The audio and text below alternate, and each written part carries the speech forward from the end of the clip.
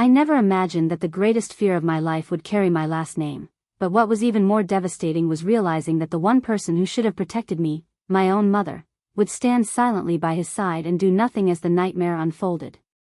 My name is Rachel, I am 24 years old, and for as long as I can remember, I have carried the heavy weight of secrets that never belonged to me. On the surface, we looked like a perfectly ordinary family, a modest home in a quiet Connecticut neighborhood, a mother who worked at the local library, and a stepfather with a respectable job in finance. But behind our front door, life was nothing like the image we projected.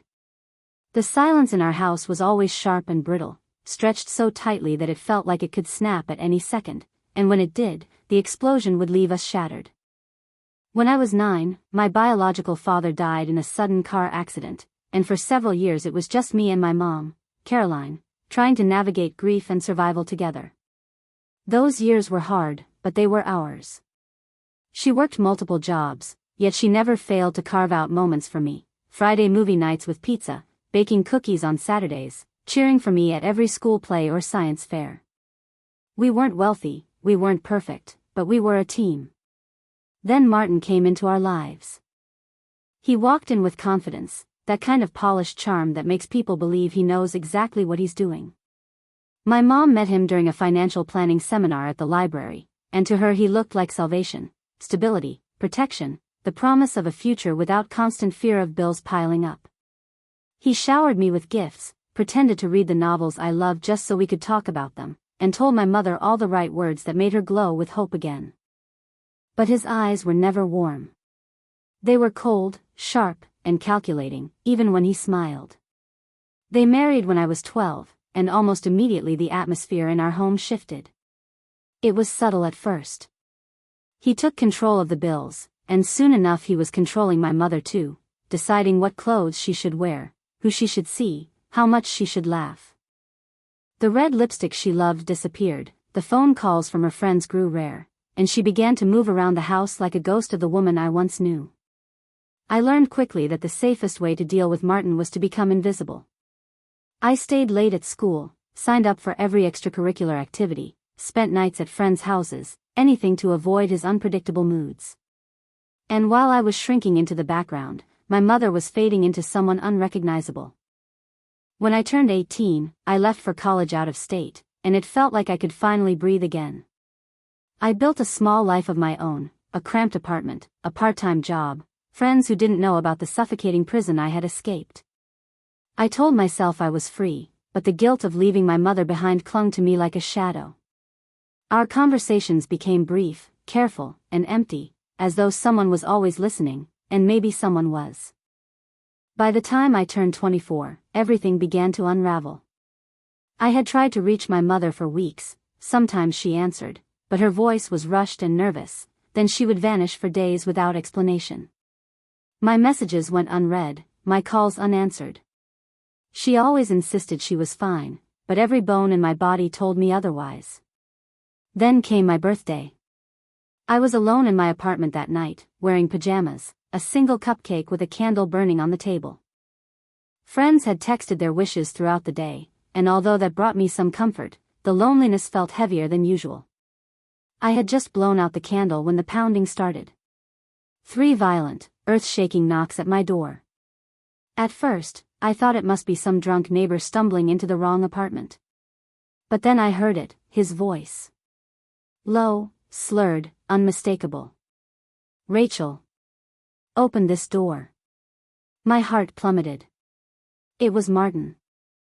I crept toward the peephole, hands trembling, and what I saw made my stomach twist. He was standing right there, his face red with anger, eyes glazed with alcohol, fists clenched like he was holding back a storm. And behind him, half hidden in the hallway light, was my mother. Her face was pale, her lips pressed into a thin, hard line, and she didn't move to stop him. She didn't say a word. She just stood there. "It's your birthday," he growled, his voice dripping with false sweetness. "We came to celebrate." Every instinct screamed at me to keep the door locked. I grabbed my phone, typing a message to a friend: "If you don't hear from me, call the police." But before I could press send, the door rattled again from another blow. And then I heard a sound that froze my blood. The metallic scrape of a key turning in my lock. That was the moment I realized the truth, one that made me feel sick to my core. Martin had a key. And there was only one way he could have gotten it. My mother had given it to him. The moment I heard the lock turning, a wave of cold panic swept over me, so heavy that for a split second my body refused to move. My mind screamed at me to run, to barricade the door, to do anything at all, but my legs felt rooted to the spot. The sound of the key sliding fully into place jolted me back to reality, and with trembling hands I lunged toward the deadbolt I had installed months earlier for extra security. My fingers brushed the metal, desperate to hold the lock in place, but the door shuddered violently from the other side, and I knew he was stronger than me. "Rachel, don't make this harder than it needs to be," Martin's voice slurred, each word dripping with menace disguised as fatherly authority. "We're family. Open the door and act like it." I pressed my shoulder against the door with all my strength, my heart pounding so loudly it drowned out everything else. On the other side, I heard my mother's muffled voice, quiet, trembling. "Martin, maybe we should just go." "Shut up, Caroline," he snapped, his rage exploding like thunder. "She's mine to deal with." And then, with one final violent thrust, the door burst inward, slamming against my body and throwing me backward onto the hardwood floor. Pain shot through my hip as I landed, the phone slipping from my hand and skittering across the room. Martin filled the doorway, his frame looming, his eyes locked on me with a mixture of triumph and hatred. My mother hovered behind him, frozen, her face a mask of helplessness. He stepped inside as if he owned the place, his heavy boots echoing on my floor, and before I could crawl toward my phone, he kicked it away with a sharp, deliberate motion. "Calling the police," he sneered. "You think you can run to strangers to fix family matters?" I scrambled to my feet, my pulse racing so violently I thought my chest would crack open. "Get out," I shouted, my voice trembling, though I tried to make it steady. "This is my home, and you don't belong here." "I'll scream, You'll do nothing," he growled, advancing with terrifying calm. His hand shot out, gripping my wrist with such force that white-hot pain exploded through my arm. He yanked me forward, his breath reeking of whiskey, and hissed, "You've been poisoning your mother against me for years. Tonight, it ends." "Martin, please," my mother cried, finally stepping inside, but her voice was small, almost pleading, as though she were begging a storm to spare her house. "She's our daughter." He spun on her, eyes blazing.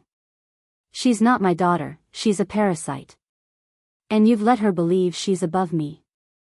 His gaze snapped back to me, fury radiating from him like heat from a furnace. I should have done this a long time ago. The next moment was a blur of motion and pain. He shoved me hard against the wall, the impact rattling my teeth, and before I could recover, his hand tangled in my hair, yanking my head back so violently that tears stung my eyes.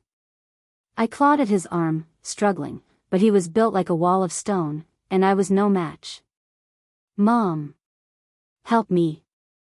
I screamed, my voice raw, desperate. I saw her then, standing in the doorway of my living room, her hands trembling, tears streaming silently down her cheeks. She took one step forward, then faltered, as if invisible chains bound her to the spot. Her lips parted, but no words came out. That was when the truth hit me with more force than Martin's grip ever could. She wasn't just afraid of him. She was trapped in him, bound so tightly to his control that she had forgotten how to move, how to fight, how to save even her own child. Martin twisted my arm behind my back with such brutality that I heard the sickening crack before I even felt the pain. The white-hot agony ripped through my shoulder, stealing the air from my lungs, and I collapsed to my knees, screaming. "Stop. Please, Martin, stop," my mother begged, but her voice was little more than a whisper. He leaned down, his mouth close to my ear, his words like poison. "You wanted independence? You wanted to live without me? Let's see how strong you are now." My vision blurred, the room spinning from the agony in my shoulder. I gasped, trying to fight the rising tide of darkness, my eyes darting desperately toward the corner where my phone had landed. It lay just beyond my reach, the screen glowing faintly, taunting me with the chance of salvation. Martin's grip tightened, his rage intensifying. My ribs screamed as his knee pressed into my back, pinning me down. My mother cried out again, but she still didn't move. She stood there, watching, paralyzed, as if her silence could somehow make her invisible. I felt consciousness slipping away, the pain overwhelming, when I made one last desperate attempt.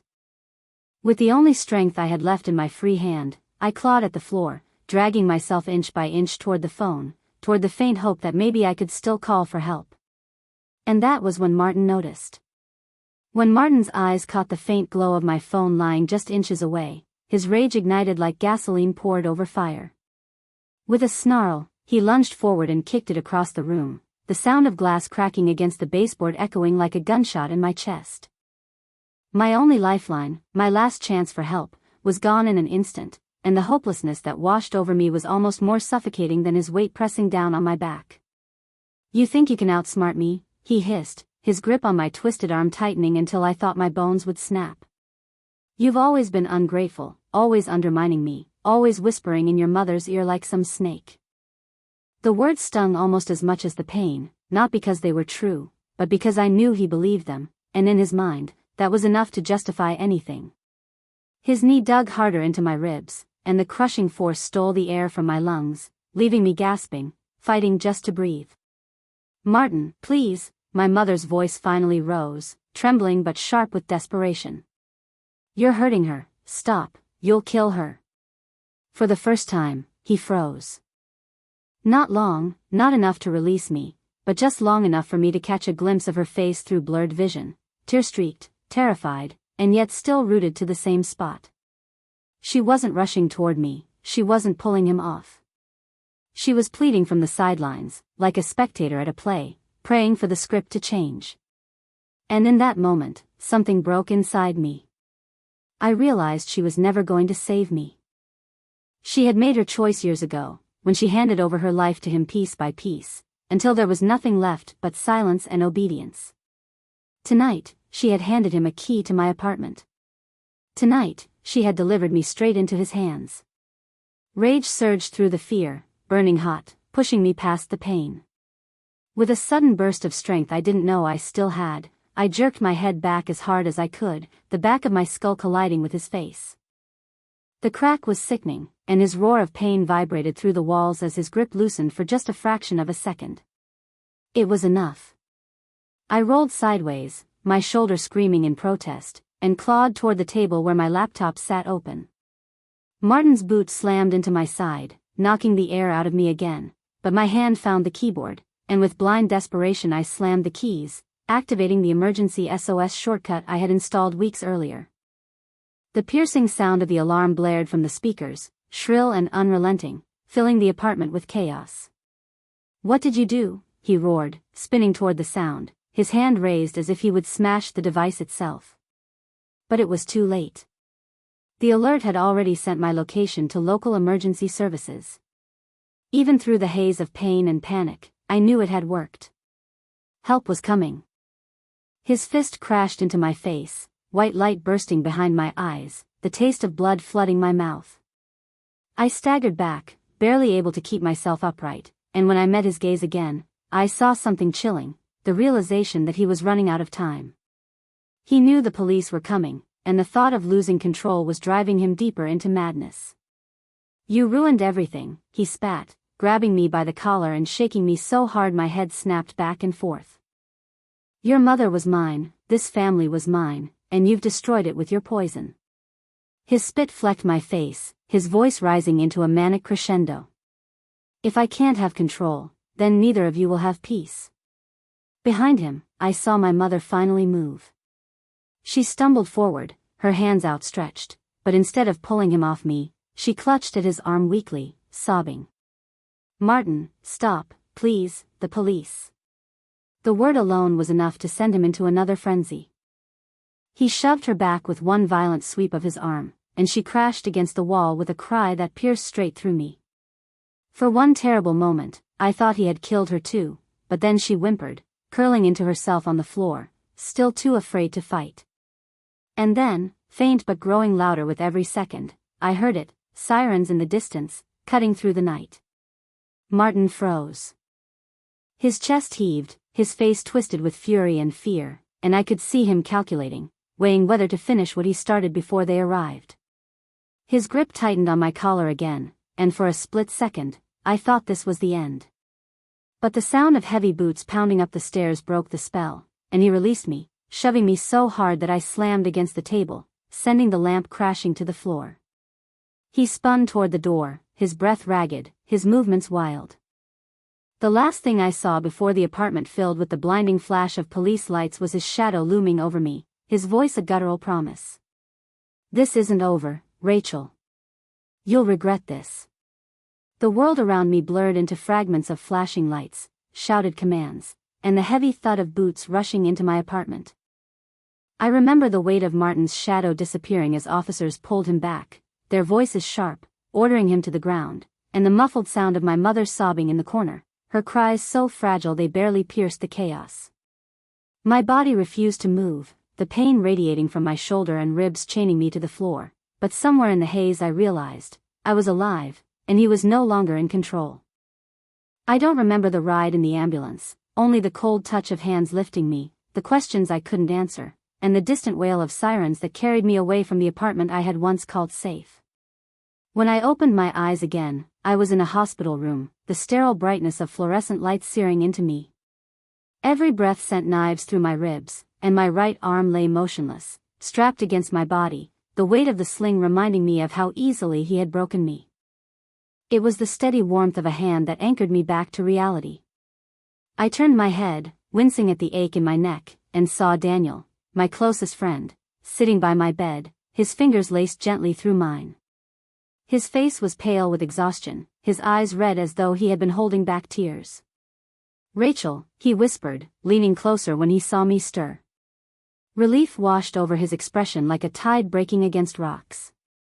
"You're okay, thank God, you're okay." I tried to speak, but my throat was raw, the words scraping against the silence. He almost. "Don't," Daniel said firmly, his voice cracking but steady enough to pull me back. "Don't give him the power of those words. He didn't succeed. You're here. He's in custody." Custody. The word echoed inside me like a distant bell, but even as he said it, I couldn't shake the memory of Martin's last glare, the venom in his promise. "This isn't over, Rachel. You'll regret this." Moments later, a nurse entered, followed by a woman in uniform with kind eyes and a notepad clutched against her chest. She introduced herself as Officer Ramirez and explained softly that she needed my statement while the memory was fresh. My body trembled at the thought of reliving it, but Daniel's hand never left mine, and so, through ragged breaths and waves of pain, I told them everything: the pounding at midnight, the key in the lock, the way he dragged me across the floor, the moment my shoulder cracked and I thought I might never breathe again. When I finished, my voice broken, Ramirez nodded with quiet strength. "You've been incredibly brave. With the evidence, the forced entry, and your injuries, we have a solid case. He won't walk away from this easily." Her words should have comforted me, but they felt distant, like they belonged to someone else's life. The only thing I could think about, the only image that kept replaying in my mind, was my mother, standing in the doorway, watching, frozen, doing nothing. Later that night, there was a hesitant knock at the door, and when it opened, I saw her. She looked smaller than I remembered, her shoulders hunched as though she had been carrying a weight for decades, her eyes rimmed with red from hours of crying. "Rachel," she whispered, her voice trembling. Can I come in?" I didn't answer immediately. My heart was a storm of anger and grief, battling with a longing I couldn't deny. She stepped inside anyway, cautiously, like she was afraid I might push her back out. She came closer, her eyes filling with fresh tears when she saw the bruises blooming across my face, the sling immobilizing my arm, the monitors tracking every fragile beat of my recovery. "I'm so sorry," she said, her voice cracking, the words spilling out like water from a broken dam. I never thought he would hurt you. I thought if I kept him calm, if I did everything he wanted, he would leave you alone.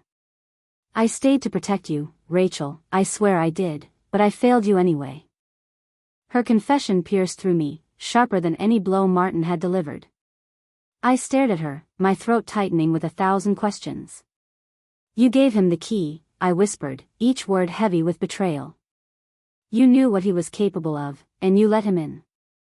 She collapsed into the chair beside my bed, her hands twisting together as though she could wring the guilt out of them. He told me if I didn't do as he said, he would destroy you, that he'd take everything from you. I believed him. I thought I could control it, if I just obeyed. I thought he would stop short of. Her voice broke completely, and she buried her face in her hands, sobbing. I wanted to scream at her, to pour all my anger into the silence between us, but all I felt was the hollow ache of loss. The woman who had once been my protector, my anchor, had become the hand that unlocked the door to my nightmare. The door opened again, and Officer Ramirez reappeared, her expression unreadable. Rachel, she said gently, your stepfather has been officially charged.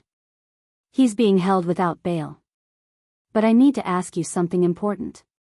She paused, her gaze steady on mine. Do you want to press charges and take this to trial? The room fell silent, the only sound the beeping of the monitor and my mother's quiet sobs. My chest rose and fell with shallow breaths, and as I stared at Ramirez, the answer burned through me with clarity. Yes, I said, my voice steady for the first time that night. I want him prosecuted to the fullest extent of the law. And as those words left my lips, I saw my mother flinch, her body curling inward as though she had been struck. The weeks that followed felt like moving through fog. My days blurred between physical therapy appointments, endless paperwork, and restless nights haunted by the memory of Martin's voice whispering in my ear. My ribs ached with every breath, my shoulder burned with every movement, but the deeper wounds were not in my body, they were in the silence that stretched between me and my mother. She stayed nearby, visiting, calling, always hovering at the edge of my recovery, yet every time our eyes met, I saw the unspoken truth. She had chosen him long before she lost me. When the trial began, the courthouse loomed like an immovable wall, its granite columns casting shadows that seemed to swallow me whole. Inside, the marble floors gleamed under harsh lights, and the air buzzed with the quiet tension of whispered conversations, shuffling papers, and the steady footsteps of people moving between rooms where lives were decided. I sat behind the prosecutor's table, my arm no longer in a sling but still weak, my body marked by the bruises that had yet to fade completely. Across from me, Martin sat in an expensive suit, his silver hair perfectly combed, his expression calm, too calm, as if he believed his money and charm could erase the violence carved into my skin. He even smiled once, a thin, sharp smile that reminded me of the night he promised this wasn't over. When I was called to testify, my legs trembled as I walked to the stand, but I refused to let them see my fear. I raised my hand, swore to tell the truth, and when I spoke, I made sure my voice was steady.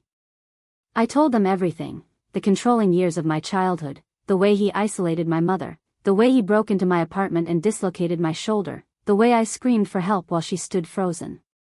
Every word felt like peeling away layers of skin, exposing myself to the cold air of judgment, but I didn't stop. The defense attorney tried to twist it all, painting me as hysterical, jealous, a manipulative daughter who wanted to destroy her stepfather's marriage. He suggested I provoked him, that I had staged parts of the attack to make him look guilty. But when he tried to make me stumble, I refused to look away, refused to let his words undo the truth. I didn't provoke him, I said firmly. I didn't open the door. He forced his way in. He hurt me because he could, because he thought he still owned us. Then came the moment I had both dreaded and longed for, my mother's testimony. She walked to the stand slowly, her hands trembling, her eyes darting toward Martin as though she expected him to strike her even from across the room. At first her voice was weak, barely audible, but as the questions went on, something inside her seemed to shift. She spoke of the years of control, the threats, the bruises hidden beneath long sleeves, the isolation that had stripped her of everything she once was. And then she admitted, in a voice breaking but clear, that she had given him the key to my apartment that night. I thought I was protecting her, she said, tears streaming down her face. He told me he would ruin her life if I didn't obey. But when I saw him hurting her, I realized I hadn't been protecting anyone. I had been helping him destroy the only person I was supposed to love most. The courtroom was silent, every eye fixed on her as she wept. For the first time, I believed she finally understood the weight of her choices, and though the pain of betrayal still cut deep, I also saw something else, a woman breaking free, piece by fragile piece. The evidence was undeniable, the photos of my injuries, the police testimony about finding me bleeding on the floor, the recording from my laptop's emergency alarm, capturing fragments of his threats. The jury deliberated for only a few hours before returning with their verdict. On the charge of breaking and entering with intent to commit assault, we find the defendant guilty. On the charge of aggravated assault resulting in serious bodily harm, we find the defendant guilty. The words washed over me like a tide I had been holding back for years. My chest heaved, my hands trembled, and for the first time since I was a child, I felt the weight of his shadow lift. Martin's mask cracked as the bailiffs moved to restrain him, his face contorting with fury, his voice rising in curses that echoed down the hall as he was led away. 2 weeks later, the judge sentenced him to 15 years in prison. No leniency, no chance of early release. And as I stood outside the courthouse, the crisp air filling my lungs, I realized that although the scars on my body would remain, they no longer bound me. They were reminders, yes, but they were also proof that I had survived. My mother stood beside me, her posture straighter than I had seen in years, her hand clutching mine with a grip that trembled but didn't let go. We didn't speak much as the cameras flashed, as strangers passed us on the steps, but when she finally turned to me, her voice was soft.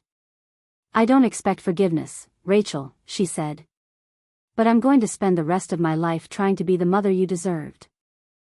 I studied her face, the lines carved by years of fear and regret, and though the wound between us would take time to heal, I nodded slowly. "Then start now," I whispered. That night, back in my apartment, repaired, repainted, secured with locks that only I controlled, I lit a candle on the table and sat in silence. The shadows no longer terrified me. The silence was no longer suffocating. For the first time in years, it was mine. And though the road ahead would not be easy, I knew this: Martin no longer owned my story. I did.